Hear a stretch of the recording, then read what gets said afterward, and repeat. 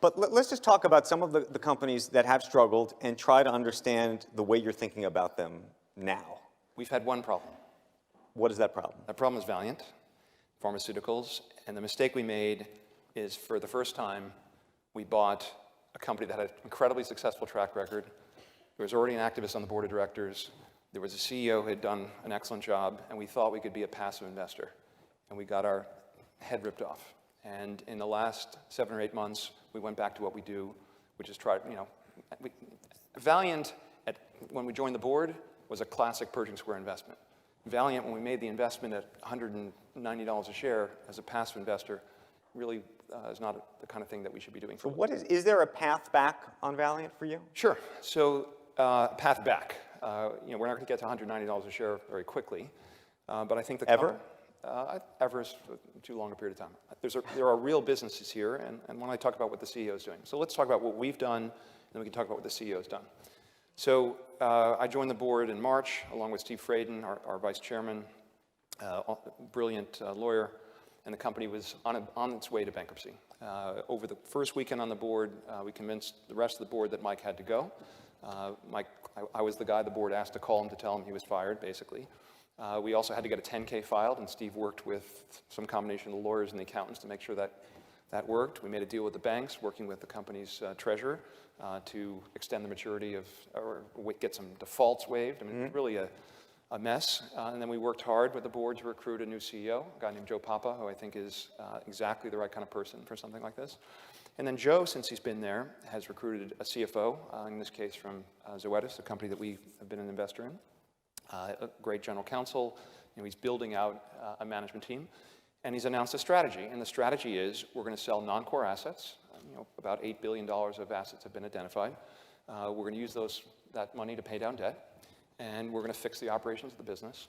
And we'll probably at some point rename the company when we made some progress. But what will be left is some really great businesses. There's Bausch & Lomb. If you think about the contact lens business, this is one of the great businesses of the world. My guess is if you wear contact lenses, you very rarely switch. And they've got very high margins. It's a great business. They've got something called branded generics, which is like Advil in Mexico. Right. People trust these kind of brands. There's very little pharmaceutical risk. They have a product called CeraVe. Your skin looks very nice. My guess is you use CeraVe on your face. Thank you. Great product. It's like Neutrogena, growing very quickly in Valeant. And so it's a collection of different businesses, and they've been disrupted in a very dramatic way.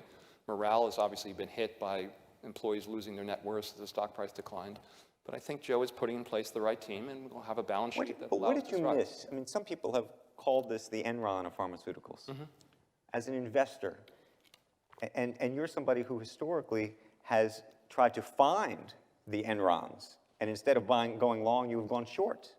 The answer is we got to know Valeant over the course of 2014 in a pretty intimate way, which gave us the confidence to invest in the company in 2015. And it turns out that the business changed very dramatically in 2015. And what I mean by that is the events that took down Valeant, almost all of them took place in 2015, and we were not aware of them at the time they were taking place. And I'll give you a few examples. So one of the things that gave us confidence in investing in Valeant was Mike Pearson's track record for allocating capital. And the best evidence of that we had was firsthand. I spent a year working with Mike on the Allergan transaction. Mm-hmm.